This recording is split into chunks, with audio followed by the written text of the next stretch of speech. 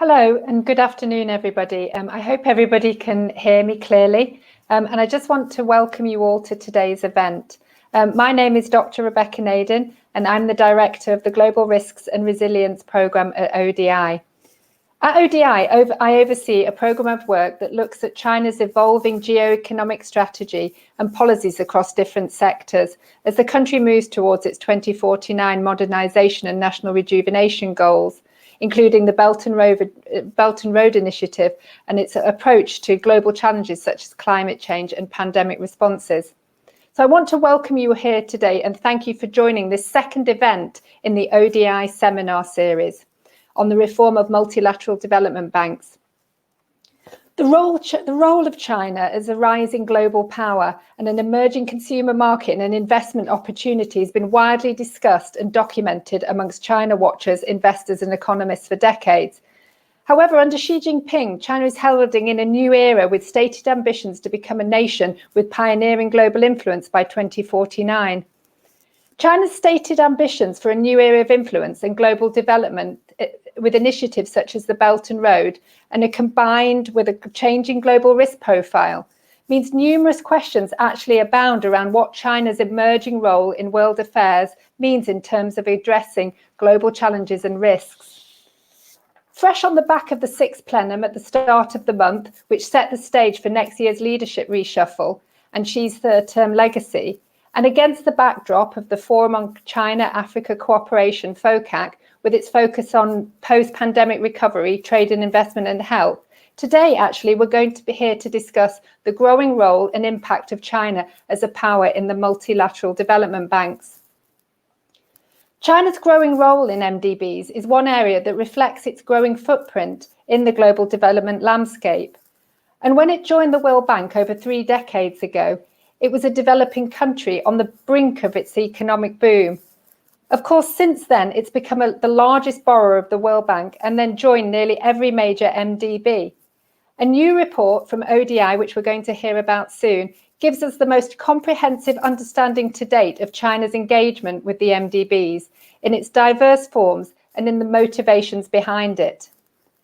In recent decades, from being a borrower, China is increasingly playing the role of creditor and a supplier of finance to these institutions. And in the last 7 years, China has also created 2 new multilateral institutions in the form of the New Development Bank and the Asian Infrastructure Investment Bank. However, as you can see, it's clear that China is not 100% satisfied with the status quo and has long been pushing for governance reform in the World Bank and other institutions to increase its shareholding and representation in line with the economic weight it sees it having in the world economy, and to increase its voice and influence in these multilateral spaces. The recent allegations around Kristalina Georgieva's involvement in inflating China's ranking in the World Bank's Doing Business Index has also poured fresh controversy around China's influence in MDBs. And this has been the talk in many newspapers and journalistic reports, as well as amongst academics. It highlights the growing sensitivity to China's weight in these institutions and raises questions around the potential pressures facing the banks in keeping powerful shareholders on board. It also raises broader questions around how they reflect the voice of emerging countries like China, but also of the developing countries they serve. In a period of intensifying geopolitical rivalries, how do MDBs navigate the tensions between their powerful members and ensure commitment and the resources to their fundamental mission? So I'm delighted actually today to be joined by a distinguished panel of speakers to kick off our discussion on this topic. We'll be taking questions and reflections from our audience during the Q&A, so please do use the chat box below to feed them in throughout the discussion. And also, please feel free to engage with the discussion on Twitter at ODIDev, #ReformMDBs. So it's my privilege to actually start to introduce our panel. First of all, I'd like to introduce Ye, who's an Associate Research Fellow and Assistant Director of the Institute for World Economic Studies at the Shanghai Institute for International Studies. And her research focuses on global economic governance, multilateral development banks, the G20 and China's role. Welcome, Ye. I'd also like to introduce Kevin Gallagher. Kevin is a professor of global development policy at Boston University, where he directs the Global Development Policy Center and the Global China Initiative, which tracks Chinese development finance and its impacts. And he also serves on the UN Committee for Development Policy and co-chaired the T20 Task Force on International Financial Architecture for Stability and Development at the G20. Welcome, Kevin. Also, we're joined today by Scott Morris. Scott is a senior fellow at the Center for Global Development and director of the US Development Policy Program and co-director of the Sustainable Development Finance Program. His research looks at development finance issues, debt policy, governance issues at international financial institutions such as the World Bank and IMF, and also looked extensively at China's development finance. And he previously served as Deputy Assistant Secretary for Development Finance and Debt at the US Treasury during the Obama administration. Scott, welcome to you. And then we're also joined by Chris Humphrey, who is a Senior Research Associate at ODI and a Senior Scientist at the ETH Zurich Center for Development and Cooperation, and is an expert on development finance and has focused much of his work in recent years on exploring the financial capacity of MDBs. And last but not least, Yunnan Chen, who's a senior researcher at ODI, and her work centers around global development finance architecture and China's role in global development. She's a PhD candidate at Johns Hopkins School of Advanced International Studies and a former researcher of the China-Africa Research Initiative, and has also worked extensively on some of the reports that we've been leading here at ODI, looking at China's outward international investment. So we have, I'm sure you'll all agree, a very illustrious panel, and I look forward to everybody using the opportunity to ask the panel lots of exciting and investigative questions. So let's get started. So it's my pleasure actually to invite first and foremost Yunnan and Chris to present some of the main findings from the new ODI report, which outlines the significance of China's growing role in the MDBs, the form it takes in terms of the shareholding, financing and institutional creation, and some of those drivers behind these trends and the implications for MDB reform. So over to you for the presentation. Okay. Thank you, everyone. Thanks, Rebecca, for the great introduction. And it's a pleasure to join you all today to discuss our report. I am going to give a very brief overview of our paper and some of the key findings, and then I'm going to hand over to Chris to conclude. To start first a bit on the rationale behind the paper, there's been a growing body of research now on China's bilateral development finance, including by some of our present panelists here.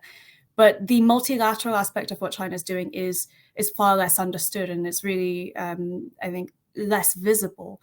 But MDBs are one arena in which we are seeing China playing a much greater role in global governance. And as Rebecca mentioned, it's shifting from being the largest borrower to increasingly playing a creditor role. But it's also a system that's really struggled to accommodate China's growing economic weight.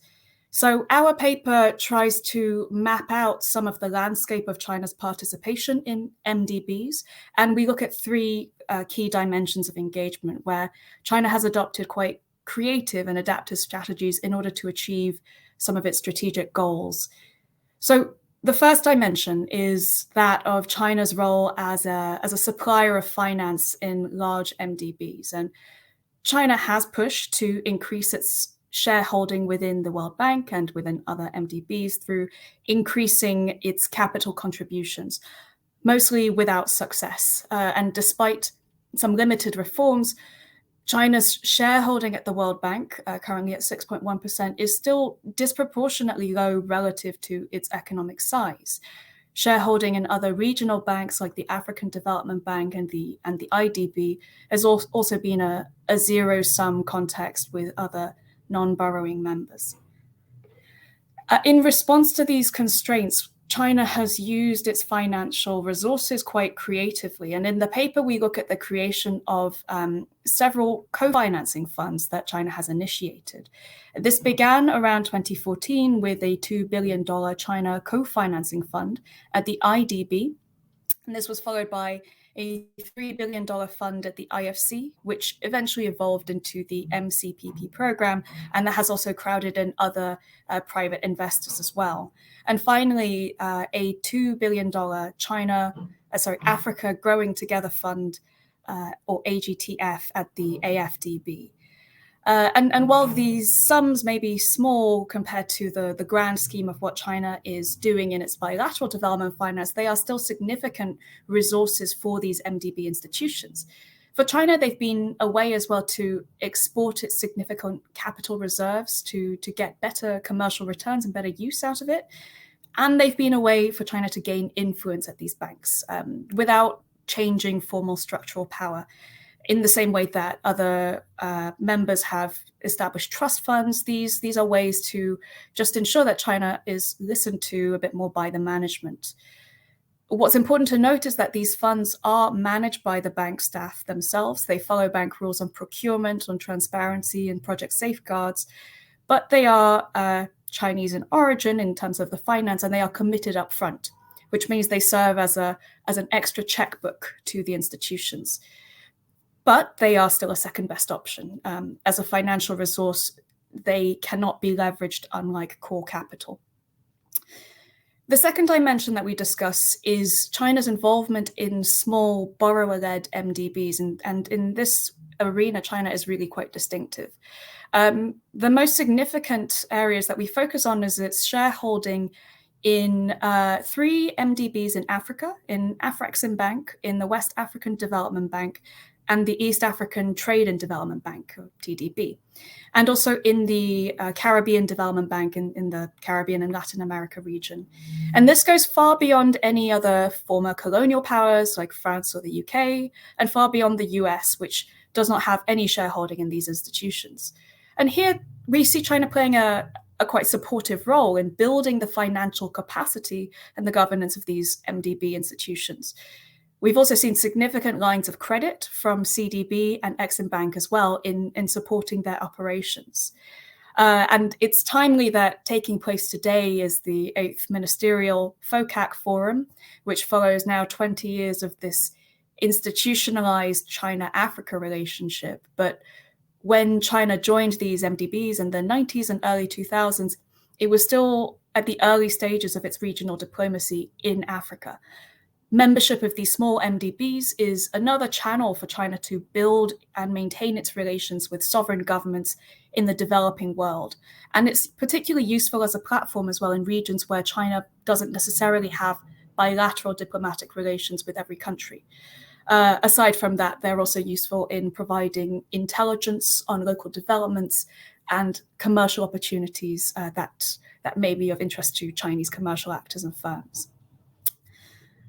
Third and finally, and perhaps most visibly in the MDB space, we've seen China's new role as an initiator and co-creator of 2 of the newest MDBs in the form of the BRICS New Development Bank and in the Asian Infrastructure Investment Bank.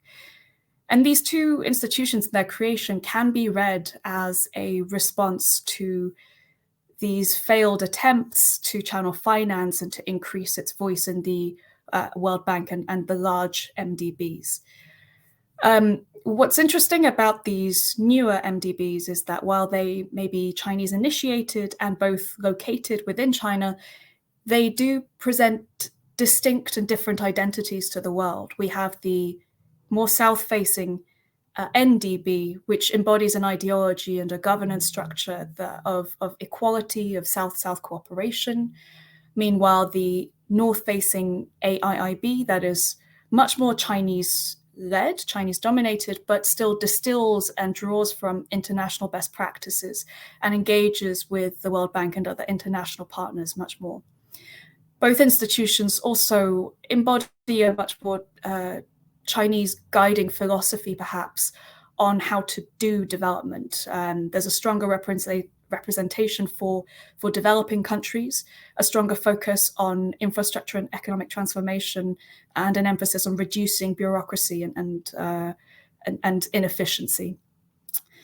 So to quickly wrap up, there is this perception of China being a challenger and undermining the Bretton Woods institutions. And what we show in our research is a story of an emerging power that is largely playing within the rules of the system, but is asserting greater ambitions for influence in shaping it and shaping its future direction. What it also demonstrates, though, is that China does value the developmental role that MDBs play, and it is seeking to support them financially and otherwise in making that developmental impact. And with that, I'm going to pass to Chris. Thank you. Hi there. Thanks so much, Yunnan, for that excellent summary of our work. I'm just going to have a couple quick words here to tie it together a little bit. I think what Yunnan and I have tried to do is step away a little bit from the heated rhetoric, pro-China, anti-China, and try to take a look at what's actually happening in the world as a basis for looking at China more objectively. And one thing that stands out to us, amongst many things, is pragmatism. China, as Yunnan has pointed out, Chinese authorities have tried to sort of go in through the front door and increase their shareholding at the major MDBs, and they have not been able to in any significant way because of the resistance of other shareholders. So it's found other ways, some of them extremely creative ways, as Yunnan has laid out, and I think other countries can learn from that. Obviously, the Chinese government is pursuing China's national interests through the MDBs, just as other countries have over the decades. But those interests may align in some cases, and perhaps even in many cases, with the interests of other countries. In the multilateral space, this is not a zero-sum game. China is clearly willing and able to dedicate substantial resources through multilateral channels to address development needs around the world. It sees the value of engaging multilaterally. And for a country that has huge bilateral agencies like the China Exim Bank or China Development Bank, that's no small thing, and that says something about China's attitude. I think MDB management and other shareholders would do well to recognize that. And also to think about the best ways to channel, rather than just simply trying to block China's rise in these institutions, rather to think about how they can best channel China's energy and resources to address the huge development needs that we all are trying to face. But that doesn't mean all the actors involved are going to share China's vision for how an MDB should be run, or how development should occur, for that matter. But China has one of the most amazing development experiences in world history over the last 30 years. So I think it has some lessons to offer the rest of the world about how development might take place. The Chinese authorities themselves can do more to help this. On the one hand, I mean, China has generally focused very much on economic growth and infrastructure, and they could do more to help the poorest of the poor, which has not been their focus thus far. And that could be by, for example, contributing more substantially to MDB concessional lending windows than they have in the past, or other anti-poverty programs. That would help, I think, the credibility with which China speaks in the international development world. And Chinese government officials also could do more to engage more frequently and more openly with the rest of the international development community. I mean, we all know that China policy is not decided by 5 people in a dark room somewhere in Beijing, but it's very difficult for external observers to look behind that curtain and see what's going on in China and understand why it's going on.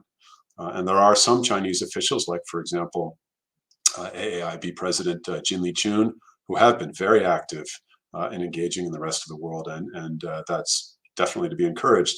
But China would do well to do more of that to help reduce suspicion and increase mutual understanding about these issues that are so important to all of us. And with that, I'll conclude. A lot of my thinking on these issues is built directly upon the work of the other 3 panelists here today, and I'm very much looking forward to hearing what they have to say. So thank you. Thanks very much, Chris and Yunnan, for that overview. So both of you sort of talked a bit about, the perceptions of China and China's vision. So actually, I want to turn to our next panelist, to Ye Yu, to just give us a little bit of her insights. Firstly, on what she thinks has changed in the domestic context of China's engagement with MDBs. And then also, the rather more difficult question perhaps, of how does China's leadership see the MDBs in the context of China's own interests, own national interests? Yu, over to you. Thank you, Rebecca, and good afternoon and good morning, everyone. I'm so honored to be here today, and congratulations first for the great report. Both the authors team and also the panelists today, I think, are the most widely cited authors on this topic on MDBs and also China's role. The question you asked about the domestic context of China on its rule, on its cooperation with MDB, I think it's. I'm going to share my personal view as an inside observer on this topic. I think I would like to. China graduated from the IDA in 1999. So actually, our topic today focuses on China's role as a shareholder of the MDB. I think could be traced back to that moment. But I would like to focus on the last 10 years evolution of Chinese. Chinese perspective. Actually, evolution from a kind of romanticism to realism. In 2010, Yunnan mentioned very well the IBRD's voting power reform. I think from that moment, China became the founding member of the G20 summit, and then since the paper actually summarized very well how China increased the contribution to IDA actually in the last 10 years, even though the size, the relatively the amount of the contribution is quite small compared to the OECD DAC countries, but I think the speed is quite significant. I think it's the largest increase from the emerging donors, even compared with the traditional donors. The speed is quite significant, which shows the Chinese commitment to the MDBs. Even though it launched the AIIB, still the increase of its contribution to IDA is still increase even fast. So and then in 2013 the BRI was launched. In 2014, I'm just going to list several the important notes of the evolution. In 2014, that time the finance minister Lou Jiwei actually in his speech talked about China's fiscal policy as a major country. So major country fiscal policy, this kind of idea was raised. Based on that, we have seen the increasing contribution of China to IDA. And then in 2017, Trump came to power. And but still in 2018, we noted that under the support of China, the IBRD still at the World Bank group actually adopted the largest capital increase in the history. So the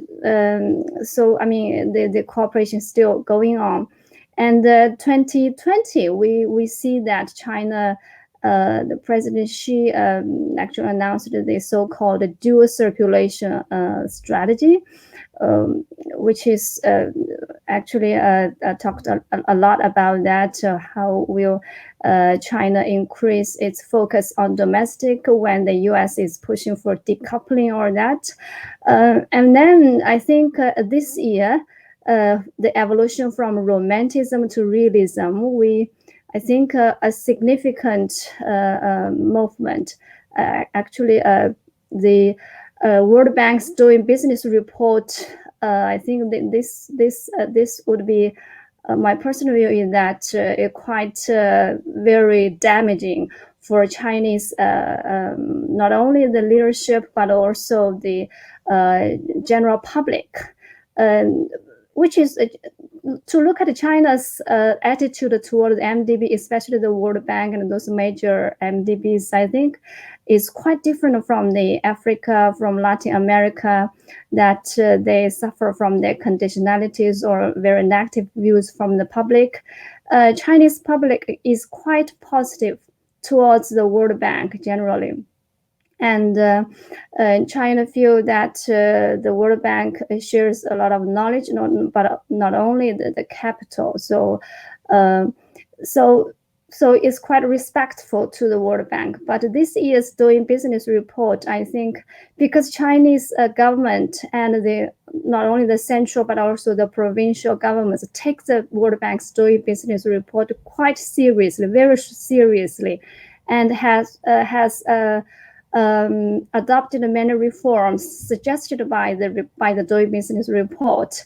So after that, I think this is really damaging for the relationship. But to conclude, I'm still personally optimistic. It's not, although it's damaging, but it's not deadly destructive. I think still. I think we still realize that there's quite a space for China to better engage with the MDBs.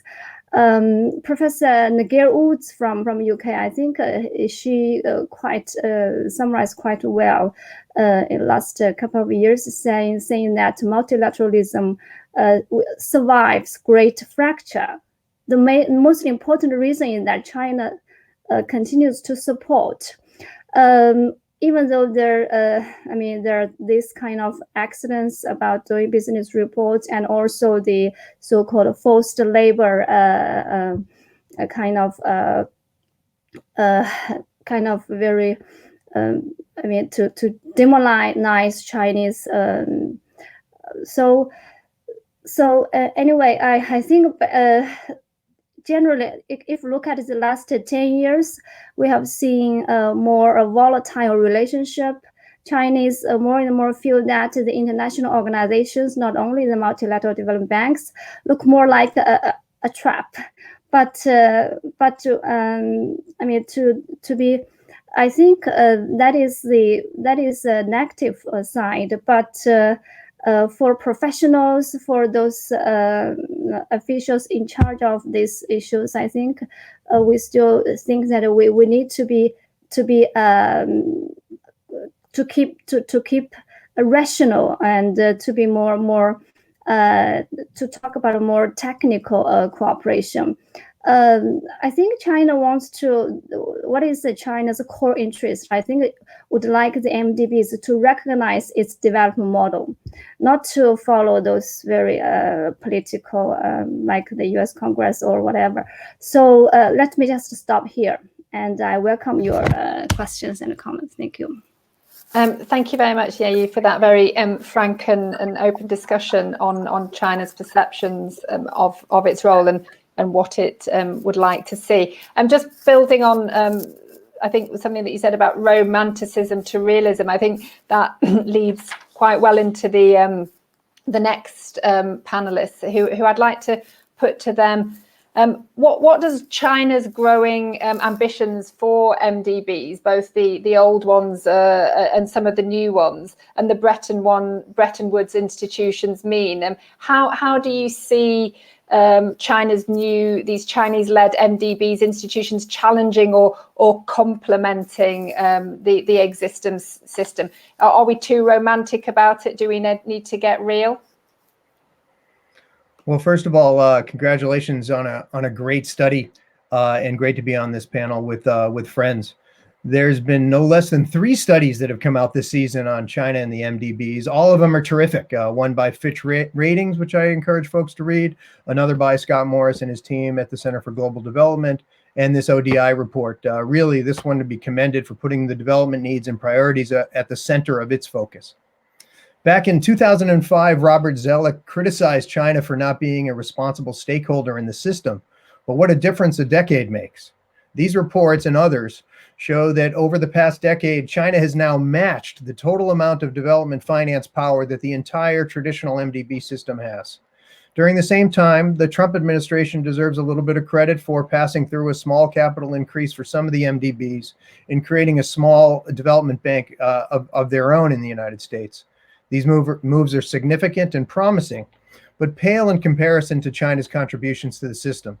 Indeed, in the midst of scandal at the IMF and the World Bank, gridlock at the G20 that has failed to contain the COVID crisis and the economic fallout that has come with it, and the recent failure of advanced economies to meet their pledges on climate finance at COP26 there in the UK, we may have to be pointing that finger elsewhere.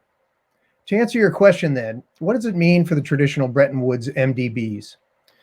This report rightly maps and discusses the co-financing, shareholder stakes, and the new MDBs that are part of China's influence.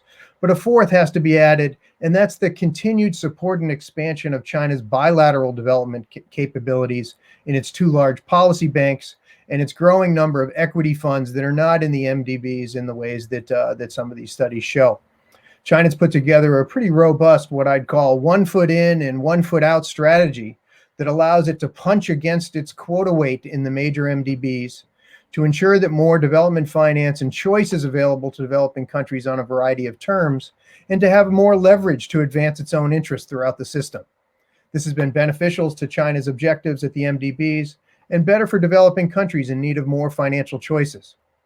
To maintain relevance, the MDBs must apply their own rules of voice and representation to China, or they further risk losing relevance, especially given all these alternatives that China has created or is taking part of. I want to underscore one of the recommendations in the report that the MDBs need a stepwise increase in capital and need to use their balance sheets more effectively. In so doing, letting China pay in and earn corresponding voting power should be central to harnessing the development finance that we need over the 21st century. The MDBs, or the traditional ones, are now just 1/5 of the total amount of development finance in the world economy and losing relevance.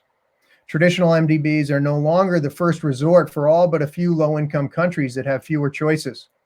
I was on a panel with Vera Songway yesterday, and she says that many of the countries in her region in Africa are willing to pay a liquidity premium in private markets, pay more money for shorter terms than go to the IFIs. Asian countries also have different strategies by lending money to the United States in order to self-insure and self-finance and self-capitalize their own development finance rather than going to the IFIs. China is now a third option to private capital markets and Forex intervention for many emerging market and developing countries, and it can only increase. If the MDBs can't accommodate healthy competition within the MDBs themselves, then they must be open to competition outside the boardrooms and buildings that they occupy. There's much more choice in the system than there was, and as an economist, choice and competition to me is a good thing.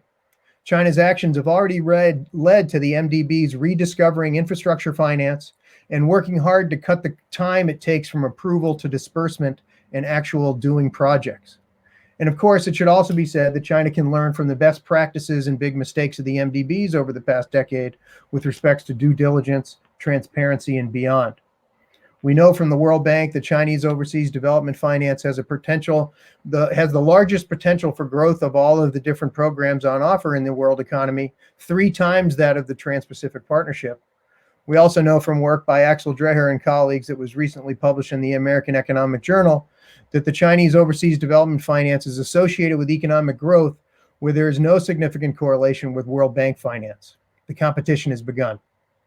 In terms of the challenges of these new institutions, I wouldn't say that the AIB is a real challenge. that Yunnan Chen, the pioneering president there, asked the person who set up the institution to go look at all the MDBs, model yourself after the MDBs, but discard the mistakes that they've made and the cumbersome parts and try to build something new.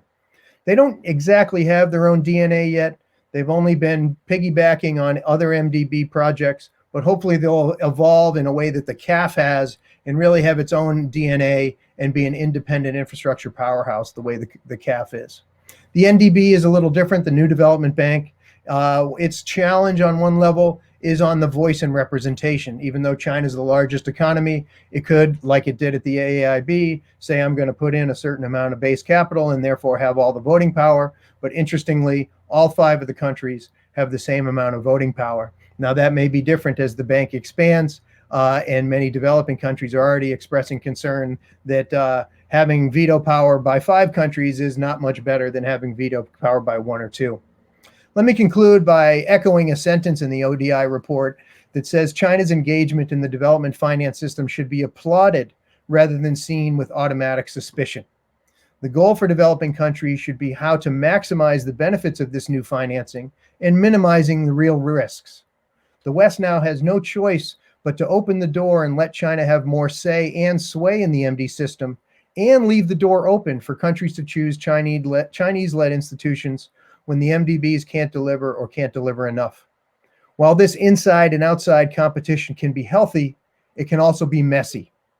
Charles Kindleberger said that not only do states on the global system need to create development finance institutions to provide longer-run counter-cyclical financing where the private sector won't go, but he also put a premium on global coordination of macroeconomic policies. The more institutions we have in this space, the less easy it is to coordinate on our global goals and providing these global public goods. I see promise in the Finance in Common Summit, taking away the conversation among development finance institutions from solely the spring meetings and the annual meetings of the World Bank and the IMF. But much work will need to be done in the global coordination of these financing instruments if we're truly going to meet some of the public goods that the world needs to provide, regardless of the differences of the 2 countries that are emerging as the largest powers in the world. Thanks so much.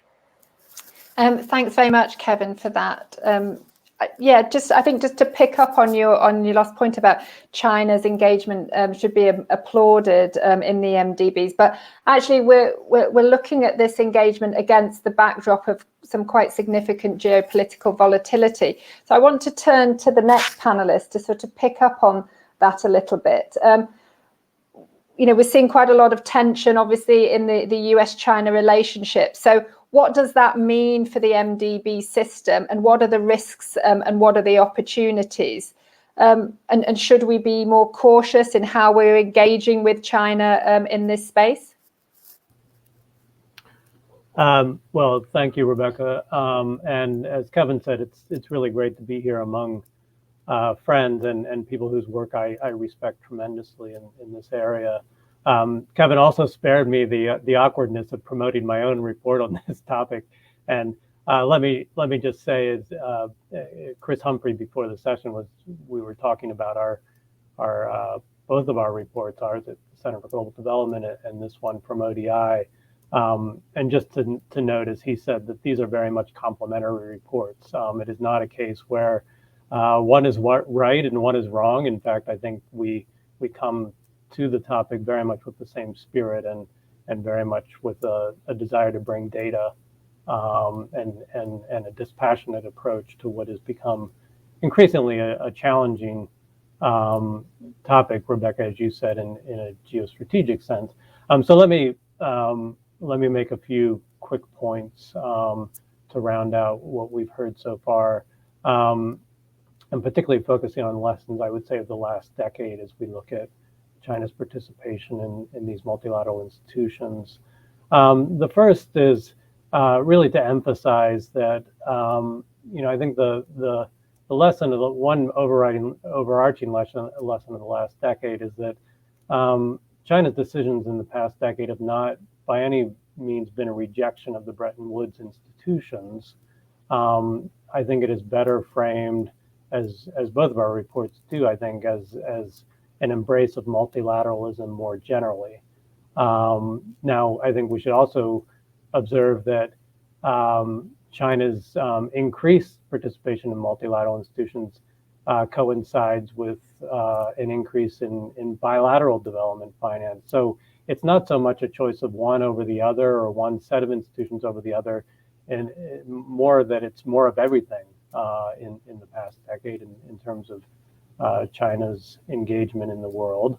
I think we should also, it's important to recognize that while on the multilateral side, particularly within the MDBs, but also in some of the other multilateral development institutions, there is a component of China's rise that is almost formulaic or mechanistic, namely, as China's economy has grown, the rules of these institutions tend to boost that country's role and participation,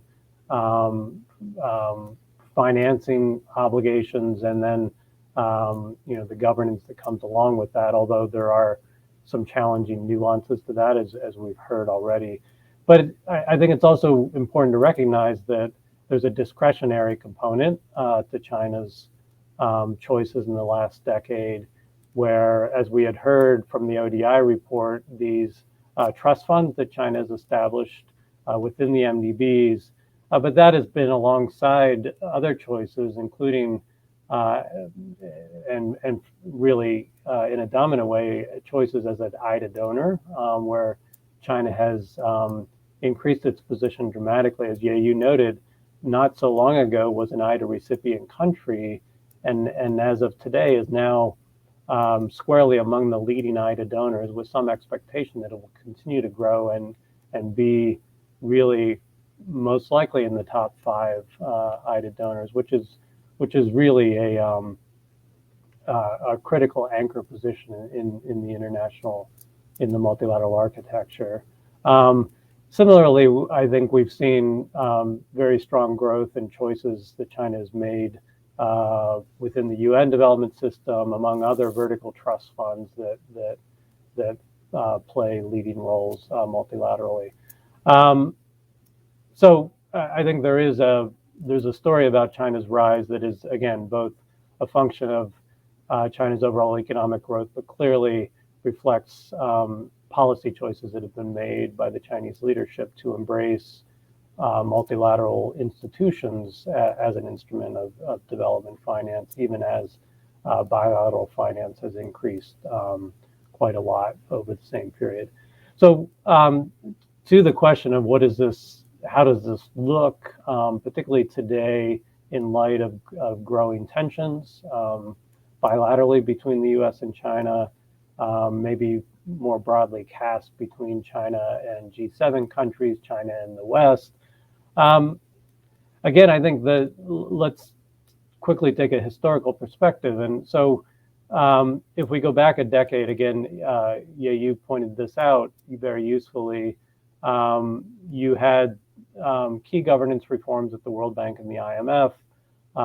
At the IMF, quota reforms and shareholding reforms at the World Bank. There's a narrative that sort of emerged in retrospect that had basically the U.S. blocking the IMF quota reforms that would benefit China, and as a result, China, in essence, turned its back on the Bretton Woods institutions and created the AIIB and the New Development Bank. As I already said, I think that gets it wrong in 2 ways. One, it glosses over the role that the U.S. government at the time, if we go back to 2010, played as a champion, actually, of China's increased quota, increased shareholding at the World Bank. The reality is that the U.S. Congress took its time, took a long time in ultimately approving those quota reforms. It was much more timely, by the way, in approving the shareholding reforms at the World Bank. But I think it really is important to recognize, separate from what that branch of the U.S. government did, it was the Obama administration at the time that was the leading champion for China in obtaining greater governance roles in those institutions. And as I said, on the Chinese side, I do not think the AIIB was in any way a rejection of the Bretton Woods institutions. It was very much of a piece with a broader embrace of multilateralism. Now, recognizing all of that historical context, where are we today? We are in a very different place, and we already had been in recent years. To be blunt about it, it seems very unlikely to me that the current U.S. government would play the kind of role that the U.S. government of a decade ago chose to play when it came to that kind of championing of China obtaining greater governance roles in these institutions. It is, I think, as Yunnan pointed out, it is a zero-sum game. Someone has to lose for China to gain. And, with that kind of dynamic in place, you need some sort of honest broker in the process, someone who's willing to step forward, look at the landscape and say, and sort of to force the issue. I think without the U.S. being willing to play that kind of role, it is hard to see the path forward where China's shareholding in these institutions actually does begin to catch up with what the formula, which is largely based on the size of China's economy, would point to in terms of where China should be. I think that's, if anything, we are underplaying how important that is. And as we look to the next few years, this is going to be extraordinarily challenging. What does China do in response to this if it is evident that there just is not a willingness to allow the formula to prevail? And on the U.S. side, how does the U.S. handle this in the face of, again, what sort of an honest look at the numbers suggests should happen? I don't have the answer to that. I see it as really a critical challenge in the months and years ahead. Now, let me close just by pointing to a few other areas that I see as challenges when it comes to China's increasing multilateralism and increasingly dominant position, even with the limitations that are imposed by these very difficult shareholding reform discussions. One area that I think we emphasize more in our report is the role of procurement, basically commercial contracts that are sort of a key element of development finance through the multilateral system. And the reality that particularly in the past decade, Chinese firms have done very well under the MDB procurement systems. It is important to recognize they have done well under procurement systems that are transparent, that are competitive, that have rules that are clearly understood, and that have been blessed and adopted by the governance of these institutions. So, we should recognize that this is the result of honest competition, we can say.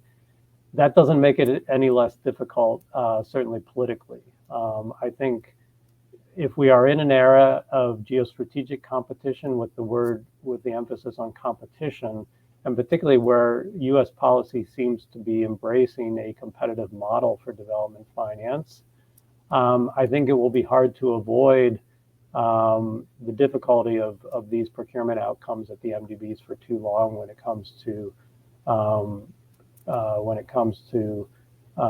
concerns on the U.S. side, namely, why have U.S. firms all but disappeared when it comes to the procurement story of these institutions, and why are Chinese firms so dominant?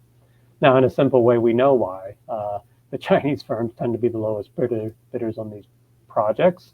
The procurement rules emphasize least cost for very good reasons and for reasons that are supportive of good development outcomes for MDB client countries. But we can trace that back to a broader set of concerns that the U.S. and other countries may have about state subsidies, SOEs, and the role that they are playing in development finance globally. So this is an area I think will be of increasing tension. And then finally, there are a set of areas around accountability of all the shareholders. One leading issue being around debt sustainability, another set of issues around safeguards issues and an accountability in the safeguarding of projects, where I think increasingly, again, this will be an area of scrutiny in terms of Chinese behavior, not so much Chinese behavior in the multilateral institutions, but what are the implied obligations of any multilateral shareholder when it comes to their activities as bilateral actors. And I think we are seeing this play out already on the debt agenda, and I think will be an increasing area of scrutiny when it comes to other areas. So let me stop with that. Thank you very much, Scott. Can I just ask, we're now going to move to the Q&A. If any of the audience have any questions, could you please post it in the chat, and I can ask the panel your question. I'm not seeing any questions there just yet, so perhaps if the panel will indulge me, I will kick off with a question, and it sort of builds on what Scott was saying. So we've heard actually from all the panelists, and then Scott in particular, around the issue of sort of the US-China relations resulting in a sort of zero-sum competition, the increasing tensions for rivalry, within the MDB space. But could I just perhaps ask all the panelists, do they see any areas of real potential cooperation and alignment? I mean, one of the MDB's kind of key roles is to responding to global shocks, which will, of course, have impacts on both China and the US. I'm thinking, issues such as climate change. Obviously, we've got the pandemic and so on, so some of these other issues. But do you see any areas of potential cooperation and alignment? Perhaps if we go to you first. Thank you for the question, and I think the potential opportunities for collaboration is huge. There's from the demand side, I think the MDBs have been rising in the last decade due to the rising global challenges. So from the climate change to global health crisis, and also for the economic recovery. I think there's so many issues and areas that major shareholders should collaborate together.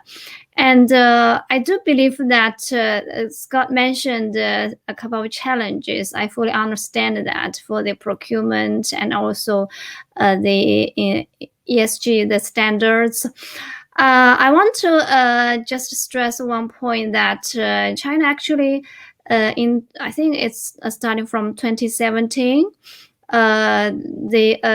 China was trying to align its BRI with MDBs better with a new initiative called MCDF, Multilateral Center for Development Finance, which is to basically to push more alignment on the standards between BRI and the MDBs. But that was also elaborated as a political move. I mean, they interpret as Chinese movement to promote its BRI through the MDBs, like the United Nations. So any terminology of BRI would be rejected at the international organizations. So if not the political, those kind of, I think China is open to the standards of the MDBs, even though it needs to do a lot of homework. But I think the incentive is here to do that.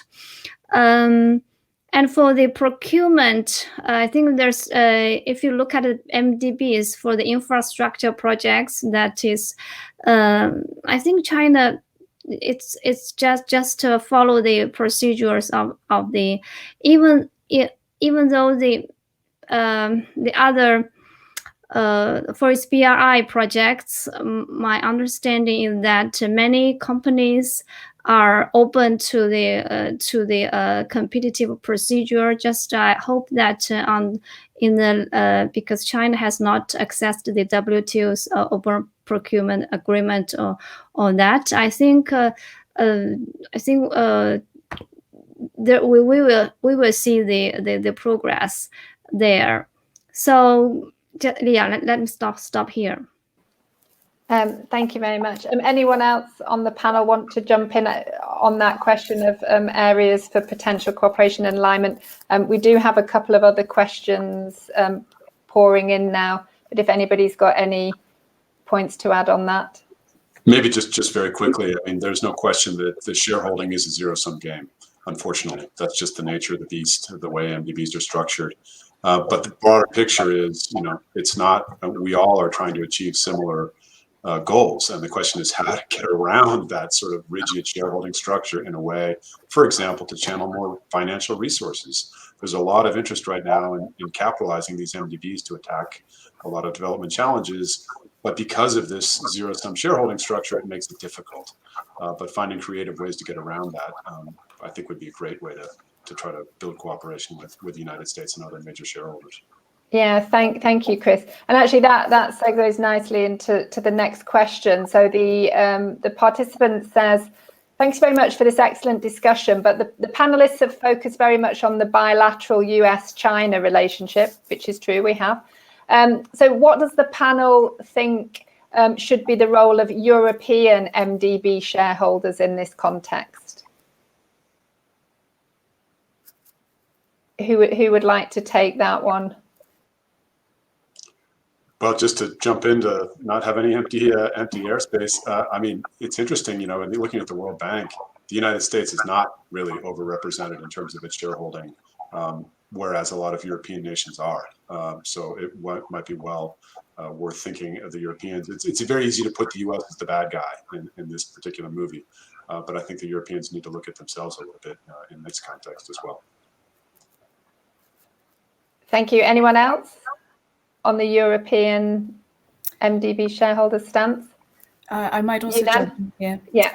Yeah. So if we move outside of the world of big MDBs, where China and European shareholders do overlap is in some of these smaller sub-regional development banks where we do see the influence of some of these former colonial powers. And there, I think there is a good platform for collaboration from actors like France, Canada, the UK, Germany, in working with the Chinese shareholders to increase capital to these smaller institutions and also to fortify them in having a more localized but very effective development impact.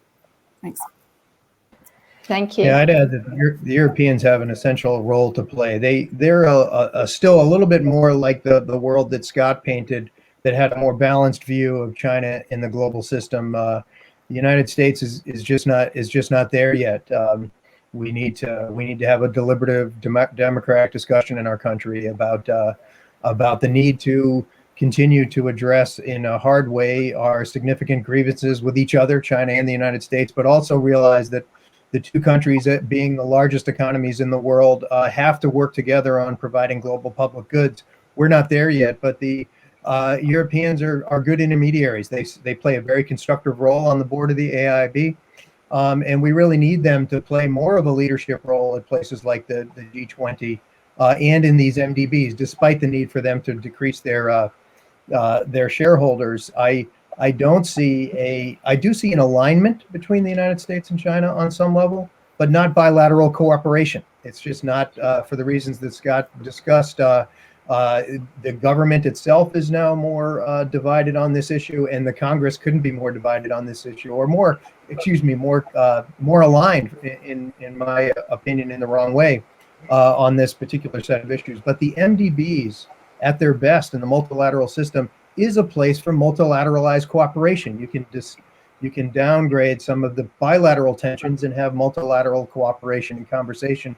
The United States is retreating from this system in a devastating way under the Trump administration, and the Biden administration has struggled for itself aside from the special drawing rights allocation that happened in August. We really need the Europeans to step up to be that sort of responsible, mature, more balanced approach to China and to have the seat at the table where the United States refuses to be. Thank you. I mean, we're almost drawing to a close, but I think just time for one more question. I think just to reassure the audience, we will be collecting the questions and we will share those with the panel. So hopefully we might be able to get back to you. I don't know if it's possible via email or some other form. But one question here, we said the participant would like to ask, what does the panel think about the work of the Department of International Trade and Economic Affairs, the DITEA, which is probably most relevant for DAC donors that are engaged in trilateral cooperation with China?